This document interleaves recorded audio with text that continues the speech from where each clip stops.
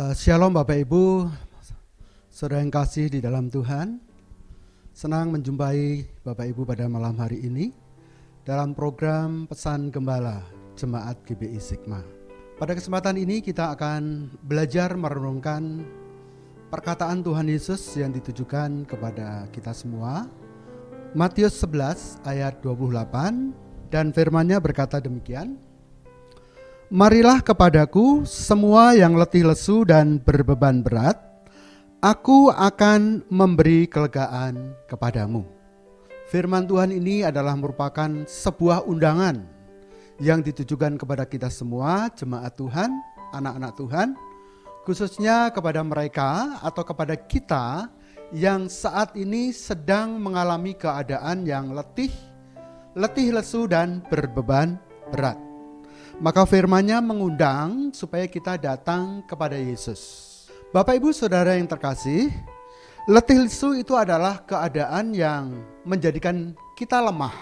Lemah itu bisa terjadi di area roh, bisa juga terjadi di area jiwa, tetapi bisa juga terjadi di area tubuh. Jadi baik roh, jiwa, dan tubuh itu bisa memungkinkan ada kelemahan-kelemahan di dalamnya. Nah, kalau letih lesu itu ada di area roh, maka ada sebuah hambatan. Ada hambatan untuk kita berdoa kepada Tuhan. Ada hambatan untuk kita membaca firman Tuhan. Ada hambatan untuk kita mendengarkan khotbah. Artinya ada sesuatu yang menghambat kita bersekutu dengan Tuhan. Ada sesuatu yang membuat kita tidak suka dengan hal-hal yang rohani. Kita perlu menguatkan diri kita. Kita membangun roh kita, memaksakan diri untuk kita mendekat kepada Tuhan. Membangun kekuatan baik di roh, di jiwa maupun di tubuh. Nah, karena itu Bapak Ibu, pada kesempatan hari ini, kalau kita melihat atau kita mendapati bahwa letih lesu itu ada di tubuh kita, itu tidak hanya sekedar kita capek, tidak hanya sekedar kita lelah, kesal, atau tidak bersemangat, tapi sebenarnya juga gambaran dari situasi atau keadaan jiwa kita yang tertekan. Tertekan oleh karena mungkin kita tertolak atau pernah tertolak, tertekan merasa kita tidak dihargai, merasa tidak dianggap. Nah, itu bisa menjadi sebuah hambatan atau menjadi sebuah keletihan secara jiwa. Akibatnya seseorang mungkin gampang untuk menjadi kecewa, mudah marah, gampang juga untuk memberontak. Jadi ada sesuatu yang error sebenarnya, error di jiwa. Akibatnya gampang tersinggung, sehingga apapun yang kita kerjakan didapatinya tidak maksimal. Oleh karena ada sesuatu yang error, ada sesuatu yang salah. Dan yang salah itu ada di jiwa. Didapati ada keletihan di dalam jiwa kita. Selanjutnya undangan yang kedua dari firman Tuhan tadi. Undangan kedua ini ditujukan kepada mereka yang berbeban berat.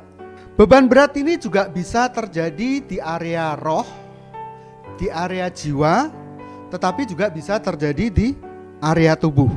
Di area roh, seperti tadi saya katakan, ada penghalang-penghalang untuk kita bersekutu dengan Tuhan. Ada penghalang untuk kita membaca firman Tuhan. Ada penghalang untuk kita merenungkan firman Tuhan. Nah, penghalang-penghalang itu harus kita perangi, ya. Kita harus masuk dalam suatu peperangan rohani. Jangan kita merasa nyaman di area zona yang nyaman, ya. Maksudnya jangan kita puas di area yang nyaman, di area yang biasa-biasa. Jadi untuk melawan keletihan atau melawan beban berat yang ada di roh, kita harus melakukan suatu peperangan rohani. Nah, di Efesus pasal 6 ayat 10 sampai 18 itu berkata tentang peperangan rohani, dan ayat 10 dikatakan bahwa supaya kita ini menjadi kuat. Ya, firman Tuhan mengajar hendaklah kamu menjadi kuat. Kuat di dalam Tuhan. Ketika kita kuat di dalam Tuhan, maka kita bisa melakukan peperangan rohani. Untuk berperang secara rohani, maka harus didapati roh kita ini kuat di dalam Tuhan. Ada satu hubungan dengan Tuhan, mengenakan seluruh perlengkapan senjata Allah. Kita ambil apa yang dari Tuhan. membekali kita untuk melakukan sebuah peperangan yang disebut peperangan rohani, ya. Supaya dengan demikian kita tidak menjadi letih secara roh. Kemalasan untuk berdoa itu juga merupakan sebuah tanda di mana kita sedang berbeban berat, letih, lesu, dan berbeban berat. Mungkin saja adanya doa-doa kita yang tidak dijawab. Akhirnya kita letih di dalam doa tersebut, kita menjadi capek. Nah, tapi kita harus lawan dengan cara kita harus menjadi kuat di dalam Tuhan. Terus kita berdoa, sekalipun mungkin daging ini malas untuk berdoa, tapi ayo kita buat roh kita untuk tetap kuat di dalam Tuhan. Kalau beban berat itu ada di area jiwa manusia, itu bisa terjadi akibat perlakuan seseorang terhadap kita yang mungkin dia melakukan sesuatu yang tidak adil terhadap kita. Mungkin orang sering melakukan tekanan-tekanan terhadap kita. Adanya perlakuan seseorang yang pilih kasih, suka membeda-bedakan antara satu dengan yang lain. Itu juga menjadikan keletihan di jiwa kita, menjadikan beban yang berat. Bapak Ibu saudara yang kasih dalam Tuhan, kalau misalnya beban berat itu didapati di area tubuh secara jasmani, biasanya terjadi karena adanya tekanan hidup yang kita alami di tengah-tengah keluarga barangkali, tapi juga bisa kita alami di tengah-tengah lingkungan pekerjaan atau bisa juga terjadi di tengah-tengah lingkungan pelayanan. Kemiskinan dan kekurangan ekonomi itu bisa menjadi sebuah tekanan berat buat kita menghadapi persoalan hidup. Masalah-masalah yang kita hadapi sehari-hari itu pun juga bisa menjadikan masalah hidup, tekanan hidup. Sekarang persoalannya, baik tekanan hidup itu ada di area roh atau di area jiwa atau di area tubuh. Itu harus segera kita bereskan. Itu tidak bisa kita biarkan karena itu menjadi sumber penyakit, menjadi sumber masalah di mana kita tidak akan pernah didapati secara maksimal untuk melakukan segala sesuatu. Karena itu kita perlu bereskan. Untuk mengatasi masalah itu ada solusi, ada jawaban.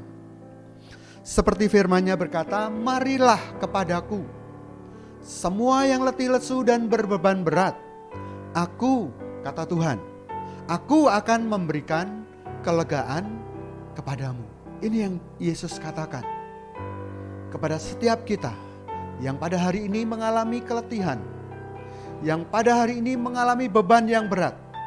Apapun masalah yang saudara hadapi pada saat ini, firman-Nya berkata, mari datang kepadaku. Marilah kepadaku semua yang letih, lesu dan berbeban berat.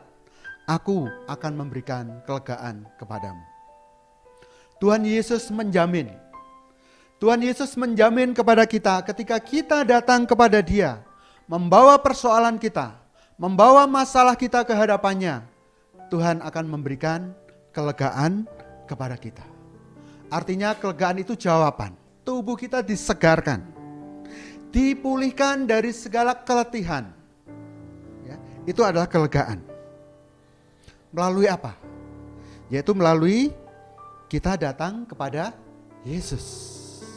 Yesus yang berjanji Dia akan memberi kelegaan. Yesus yang berkata, marilah kepadaku. Tetapi Yesus juga yang berkata di Mazmur 50 ayat 15, berserulah kepadaku pada waktu kesesakan. Aku akan meluputkan engkau dan engkau akan memuliakan aku. Perkataan yang sama di kitab Mazmur. Tuhan menjanjikan ketika kita mengalami sebuah kesesakan, Tuhan berkata, berserulah kepadaku pada waktu kesesakan, aku akan meluputkan aku. Aku akan meluputkan engkau. Artinya Tuhan akan memberikan kelegaan. Tuhan akan memberikan kelepasan. Tuhan akan memberikan pertolongan.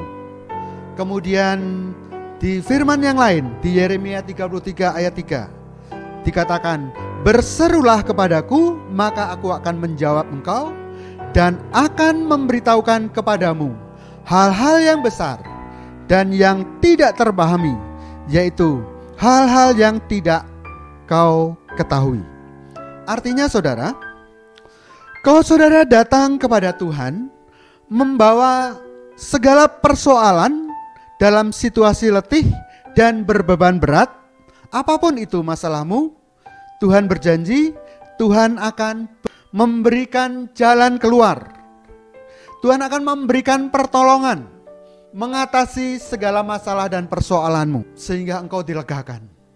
Ketika engkau dilegakan, maka nama Tuhan akan dimuliakan.